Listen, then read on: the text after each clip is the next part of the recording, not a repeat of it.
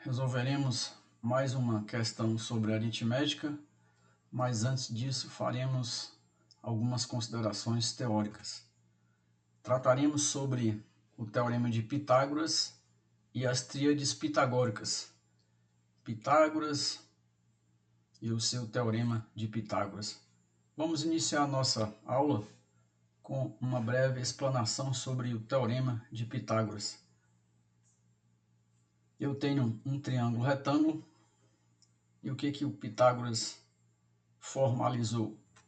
Se eu tenho um lado com dimensão 3, eu posso, a partir desse lado, construir um quadrado de lado unitário com 9 unidades. 3 ao quadrado, 9. Se eu tomar o outro lado com medida de 4 unidades, eu posso tomar em quadradinhos iguais aos anteriores e formar 16 quadradinhos. E essa soma, 16 mais 9, dá a soma do outro lado de medida 5. Se eu quebrar em quadradinhos unitários, eu terei 25 quadradinhos. Essa é a abordagem genérica de um triângulo. Lado 3, lado 4, lado 5. Especificamente no triângulo pitagórico, a gente chama o maior lado de hipotenusa e chama os outros dois lados de catetos. E qual é a relação? É que o quadrado da hipotenusa, no caso 5 ao quadrado, que é o triângulo pitagórico, é igual à soma dos quadrados dos catetos. É igual a 3 ao quadrado mais 4 ao quadrado.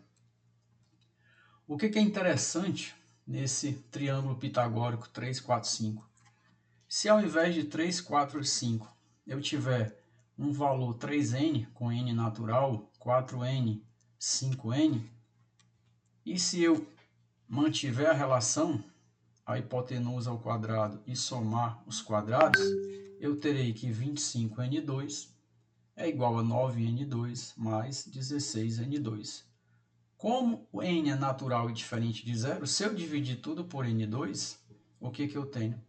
25 é igual a 9 mais 16. Ou seja, se eu tiver um triângulo pitagórico 3, 4, 5 e multiplicar os lados por 2, ou seja, multipliquei o 3 por 2, o 4 por 2 e o 5 por 2 por um valor qualquer, natural diferente de zero, eu terei aqui outro triângulo pitagórico.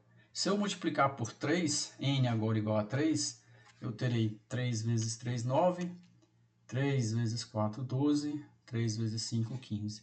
De modo que, para quaisquer valores, se eu tomar o triângulo pitagórico 3, 4, 5, 3 e 4 são relativamente primos entre si, MDC1.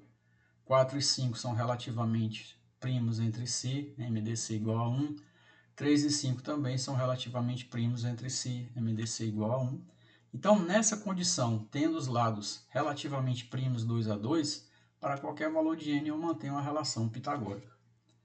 Mas, o que diz, enfim, o teorema de Pitágoras?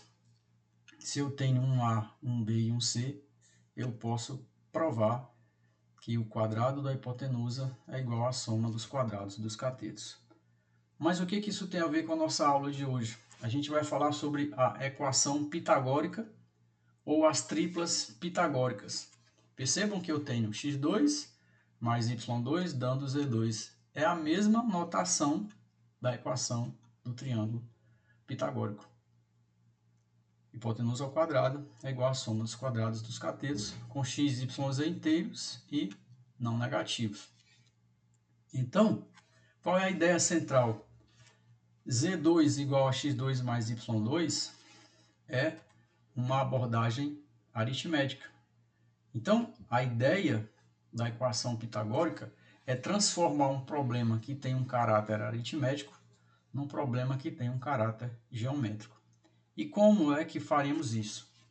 Se nós temos uma tripla ABC de inteiros, tal que vale a relação hipotenusa ao quadrado é igual à soma dos quadrados dos catetos, eu posso associar essa tripla aritmética a um aspecto geométrico.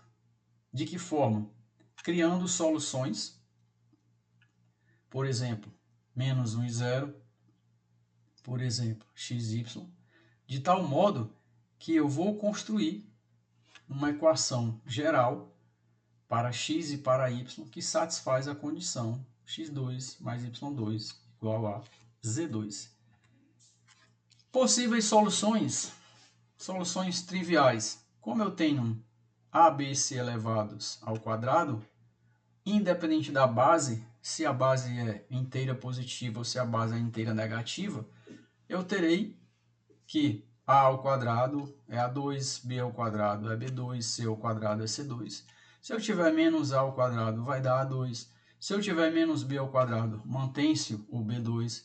E se eu tiver menos c ao quadrado, também vai dar c2. Expoente par, potência positiva. Então, eu posso ter só o a negativo, b e c positivos. Eu posso ter só o b negativo, a e c positivos. Então, eu tenho todas essas possíveis soluções por meio das combinações de ABC inteiros positivos ou negativos. Outra informação que é interessante é que, ao transformar o aspecto aritmético no aspecto geométrico, portanto, vamos tratar de segmentos, eu não posso imaginar um segmento medindo menos 2 centímetros. Os segmentos eles têm razões modulares, então eu vou considerar os 3 ABC apenas inteiros positivos. Sendo assim, eu vou restringir o estudo ao primeiro quadrante. Eu vou tomar pontos sempre no primeiro quadrante, com x maior do que zero e com y maior do que zero. Outra informação importante. Perceba que, ao apresentar o triângulo pitagórico, nós falamos de 3, 4, 5 números primos entre si. Depois, nós verificamos que para qualquer valor de P, eu mantenho a relação pitagórica. Eu posso multiplicar todos os termos por 2, por 3, por 4, por n, e posso multiplicar todos os termos por um primo P e vou elevar ao quadrado. Então, se P é primo tal que o P divide A e o P divide B, se o P divide o A e o P divide o B, nós vimos na relação anterior que o P também vai dividir o C. Isso é muito estudado quando você passa pela cadeia de aritmética do curso do Prof. Mate. O professor aborda isso de forma exaustiva. Se P divide A e P divide B, então P divide C. Nessa circunstância aqui também é válido. Desse modo, assumindo que A e B têm MDC igual a 1, A e C têm MDC igual a 1, B e C têm MDC igual a 1, ou seja, que eles são primos 2 a 2, relativamente primos, nós teremos as tríades pitagóricas primitivas. E qual é a transição entre a abordagem aritmética e a abordagem geométrica? Se nós tomarmos aqui a circunferência gama no ciclo trigonométrico que tem raio 1, este ponto aqui é x menos 1, y0. Este ponto aqui é o ponto xy qualquer. O que acontece? Se eu dividir a equação por C2, eu terei que A sobre C ao quadrado mais B sobre C ao quadrado é igual a 1. De que modo eu posso associar esta operação A sobre C ao quadrado mais B sobre C ao quadrado a um fator, a um termo pertencente à gama? Muito simples. Se nós observarmos qualquer ponto do ciclo trigonométrico, se eu tomar x ao quadrado mais y ao quadrado, é a hipotenusa ao quadrado, mas a hipotenusa é o raio, e o raio vale 1. Então, a relação A sobre C ao quadrado mais B sobre C ao quadrado igual a 1, que é aritmética, eu posso associar a igualdade x2 mais y2 igual a 1, que é geométrica. Então, a essência dessa demonstração é transformar um aspecto aritmético em um aspecto geométrico. E agora vamos resolver especificamente o problema. Se eu tenho A sobre C no valor de x, eu vou considerar sobre C como o x, o primeiro elemento do par ordenado. Se eu tenho B sobre C como o segundo elemento do par, o y, no primeiro quadrante e pertencente aos inteiros, eu posso, observando o triângulo AOT e o triângulo maior, criar a seguinte relação em função de alfa. Tangente do ângulo alfa é o cateto oposto T sobre a hipotenusa, aliás, sobre o cateto adjacente, que é 1. E a tangente do triângulo maior é o cateto oposto y sobre o cateto adjacente, que é x mais 1. Multiplicando em cruz, eu tenho que o y é t vezes x mais 1. Desse modo, sabendo que para qualquer ponto do ciclo trigonométrico x² mais y² é 1, porque o raio é 1, e sabendo que y é t vezes x mais 1, é só substituir x2 mais y2, que é t mais x mais 1 ao quadrado, é igual a 1. Elevando ao quadrado vai ficar t ao quadrado, x mais 1 é a mais b ao quadrado, quadrado do primeiro dá x2, 2 vezes x vezes 1 dá 2x mais 1. Distribuindo dá t2x2, t2 2x, t2 mais 1. E traçando o menos 1 para o primeiro membro, eu tenho a seguinte equação do segundo grau, que reagrupada vai me dar, colocando o x2 em evidência, eu terei 1 mais t2x2, mais 2t2x, mais t2 menos 1, igual a 0. É uma equação do segundo grau completa. O A é 1 mais t2, o B é 2t2 e o termo constante C é t2 menos 1. Nós vimos que o ponto A, dentro da circunferência do ciclo trigonométrico, ele gera uma solução para x igual a menos 1. Portanto, pertencente à circunferência, no ciclo trigonométrico, o x menos 1 vai dar y igual a 0. Então, usando o algoritmo de Euclides ou o dispositivo prático de Brio-Ruffini, o que nós temos? Se menos 1 é raiz, se eu tomar a raiz e distribuir os coeficientes 1 mais t2, 2t2 e t2 menos 1, como eu efetuo essa divisão? Baixo o coeficiente do maior índice de x, multiplico pela raiz, menos 1, então vai ficar 1 mais t2 vezes menos 1. Depois eu vou somar com 2t2 aqui, e eu vou ter 1 mais t2 vezes menos 1 dá menos 1 vezes menos t2, mais vezes menos, menos, mais vezes menos, menos, mais 2t2, então 2t2 menos t2 dá t2 menos 1.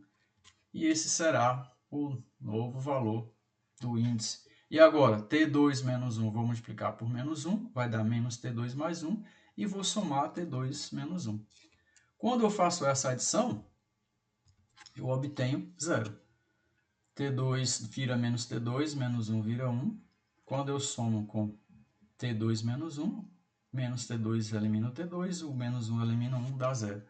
O que de fato se verifica, porque se o menos 1 é raiz, eu tenho que o dividendo é divisor vezes o quociente mais o resto. Se o resto é 0, porque o menos 1 é raiz, então a função do segundo grau, o polinômio do segundo grau, ele vai ser x mais 1, que é x menos a raiz é menos 1, então é x mais 1, vezes um quociente que é de x mais o resto.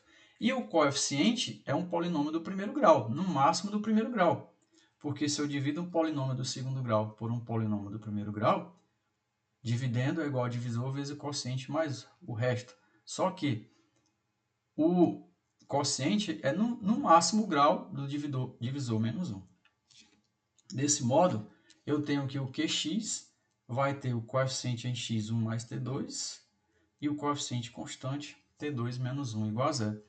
E agora vamos resolver. O x será 1 menos t2, passo t2 fica negativo, passo 1 fica positivo, e aqui está multiplicando, vem dividindo. Então, já achei o x.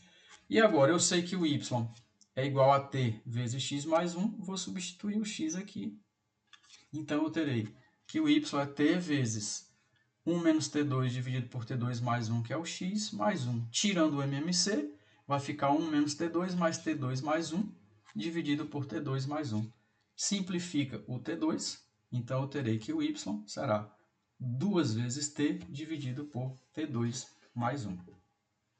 Desse modo, nós já achamos as coordenadas x e y da nossa transformação aritmética em geométrica. Então, o que eu tenho? Uma função real em gama, porque eu tenho todos os pontos pertencentes à circunferência, exceto o menos 1, 0, porque já foi determinado para que chegássemos a esta configuração aqui. Então, eu tenho que o x é 1 menos t2 dividido por 1 mais t2, e o y é 2t dividido por 1 mais t2. Desse modo, se eu retomar o par a sobre c, b sobre c, em função de t, para um único t positivo, porque eu estou trabalhando apenas no primeiro quadrante, o que eu terei? Como t ele é racional, todo número racional, por definição, ele pode ser escrito sob a forma m sobre n, mn inteiros e o n diferente de zero. Então, eu vou substituir. O x é a sobre c, que é 1 menos t2 dividido por 1 mais t2.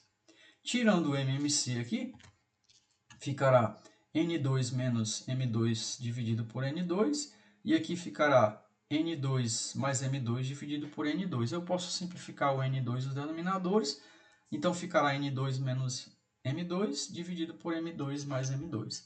Aqui é a configuração do A sobre C. O B sobre C é o y, que é 2t, 1 mais t2. Só que o t, por ser racional, é m sobre n.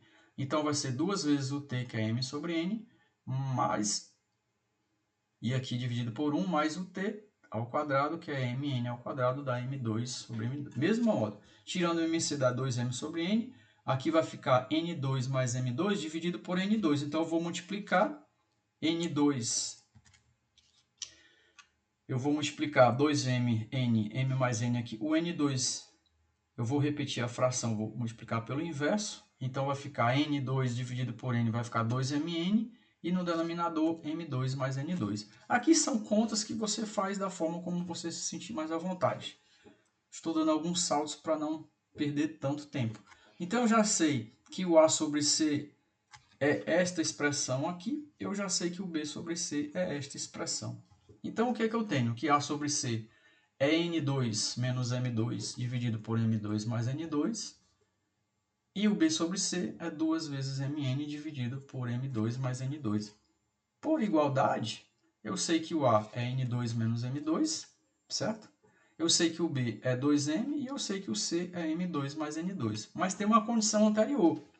Eu estou trabalhando com números no primeiro quadrante, não negativos, na realidade positivos, porque o 0,0 também não pertence ao conjunto, em razão dos denominadores.